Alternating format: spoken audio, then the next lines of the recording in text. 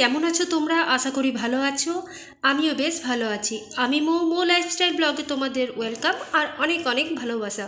তো আজকের দিনটা হলো রবিবার আর এখন বাজে সকাল 6টা। তো এখন থেকেই তোমাদেরকে সাথে নিয়ে ব্লগটা স্টার্ট করলাম। আই হোপ আজকের ভিডিওটা কিছুটা হলেও তোমাদের ভালো লাগবে, আর যদি ভালো লাগে তো একটা লাইক আর কমেন্ট করে দিও। ভোর 5:30টার সময় ঘুম থেকে উঠেছি। 5:30টার থেকে 5:45টার মধ্যেই আমার সকালে ঘুম থেকে ওঠার রুটিন।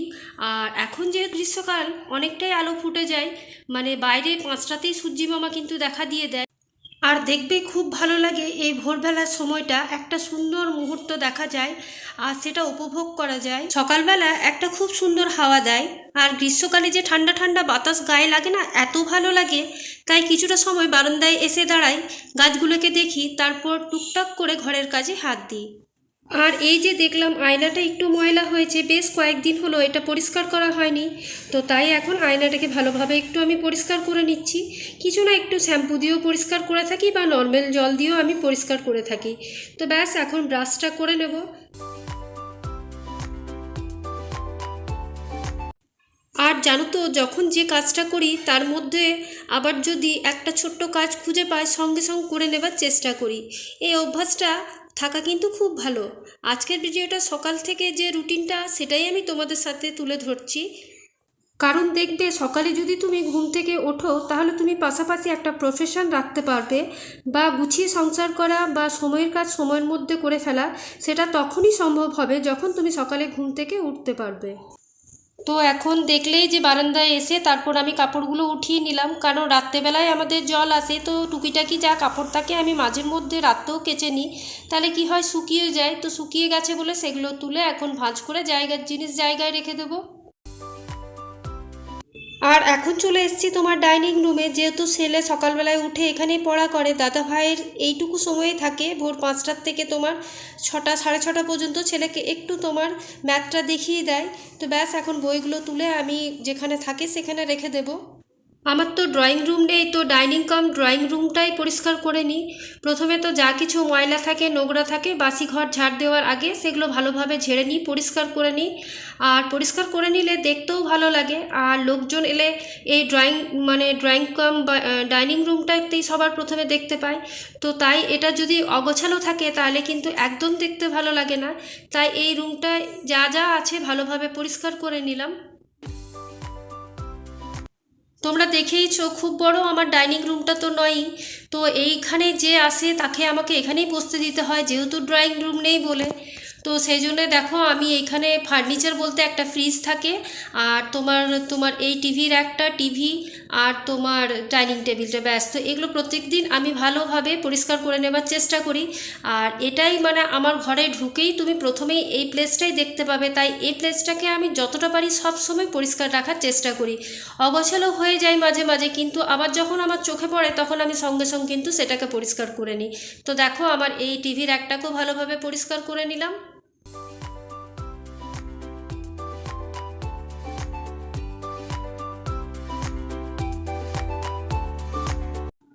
তো প্রত্যেকটা রুম ভালোভাবে ডাস্টিং করার পর এখন রান্নাঘরটাকে ভালোভাবে পরিষ্কার করে নেব।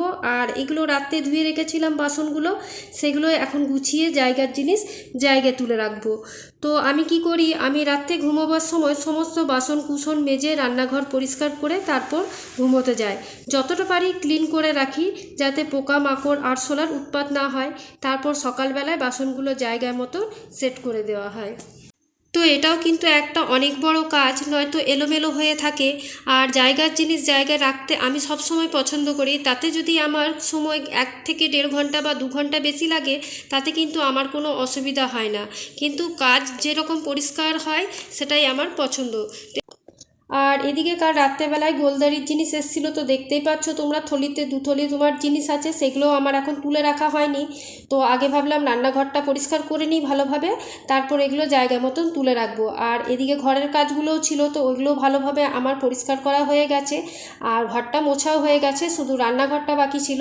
তো যাই হোক, দেখো এখন রান্নাঘরের জিনিস জায়গার মতন তুলে রাখলাম। আর এখন যেহেতু সকালবেলায় রুটি করেছিলাম, দাদা ভাইয়ের তো সকালেই অফিস থাকে, তোমরা জানোই, 7টার থেকে 7:30 7টার মধ্যে বেরিয়ে যায়, তাই আমাকে তাড়াহুড়োর মধ্যেই সব কিছু বানাতে হয়। তো বানিয়ে সেই সময়টা আমি তোমাদের সাথে শেয়ার করতে পারি না, কারণ সত্যিই আমার কিন্তু অনেকটাই সেই সময় তাড়াহুড়ো থাকে। তো দেখো ওইটা সেই সময় আমি করে নিয়েছিলাম আর ভিডিওটা অন করে নিই। এখন ভালোভাবে টপ কাউন্টারটাকে গ্যাসটা মোছার পর পরিষ্কার করে নিচ্ছি। আর একটা জিনিস লক্ষ্য করবে, সুন্দরভাবে সব কিছু পরিপাটিভাবে যদি থাকে তাহলে দেখবে মনটাও ভালো লাগে আর কাজ করারও কিন্তু এনার্জি পাওয়া যায়। দেখো তারপর কাউন্টার টপগুলো ভালোভাবে মুছে নিই।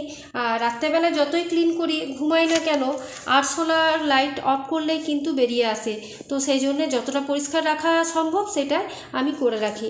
আর এদিকে দেখো ছেলে আমার একটা পাম্প বানিয়েছে, তো বললো মা একটু দেখিয়ে দাও, তো সেই জন্য তোমাদেরকে একটু পাম্পটা শেয়ার করলাম। এরপর সমস্ত ঘর ক্লিনিং ডাস্টিং হওয়ার পর আমি কিন্তু নিশ্চিন্তে 5 মিনিট নিজের জন্য সময় বের করি, ফ্যানের তলে একটু এসে বসি। আর এই যে গ্লাসটা দেখছো, এখন এই গ্লাসেই কিন্তু আমি মেপে জল খাই। তো এই গ্লাসটাতে আমি তোমার 1 ঘন্টা পর পর 1 গ্লাস করে জল নিই আর এটা খেতে থাকি। আর বেশিরভাগ সময় কিন্তু আমি ওআরএসের জলটাই খেয়ে থাকি। আর এদিকে ছেলে টিউশন থেকে চলে এসছে, আসার পথে তোমার কচুরি নিয়ে এসছে। আর আমার ছেলে কিন্তু ভীষণ খেতে ভালোবাসে, ওকে বারণ করেছিলাম এত গরমে, কিন্তু যাই হোক আজকে যেহেতু সানডে তাই একটু ভালো খাবার চাই। তো আমি বলেছিলাম বাড়িতে লুচি বানিয়ে দিব, সেটা পোষায়নি, তো তার জন্য কচুরি নিয়ে এসছে। তো চলো এখন ওকে খাবারটা দিয়ে দিই।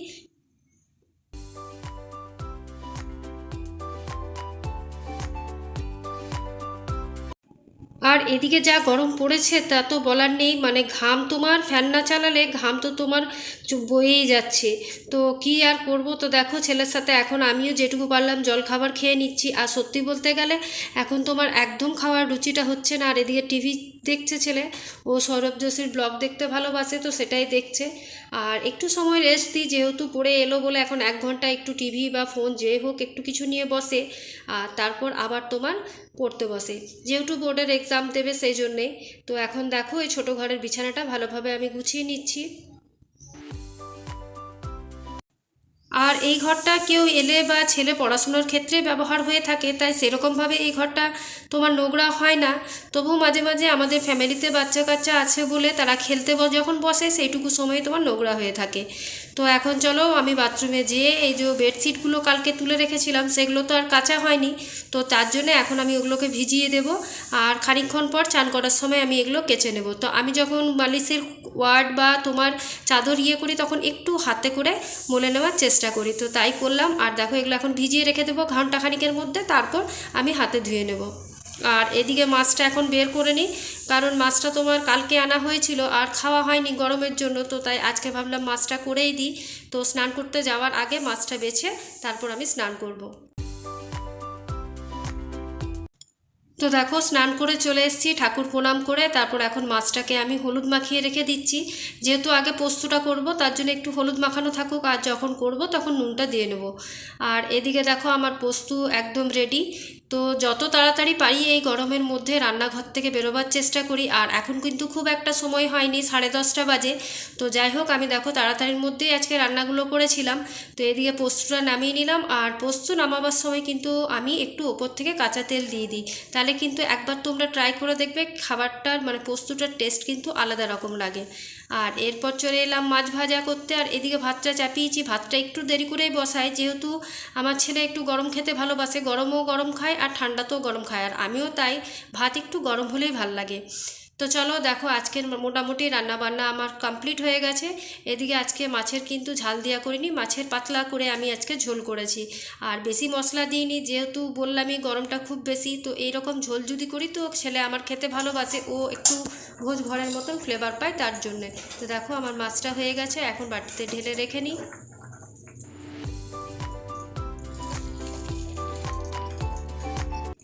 আর দেখো 11টার মধ্যে আমার পুরো লাঞ্চ কমপ্লিট হয়ে গেছে, তোমাদের সাথে একটু শেয়ার করে দিই।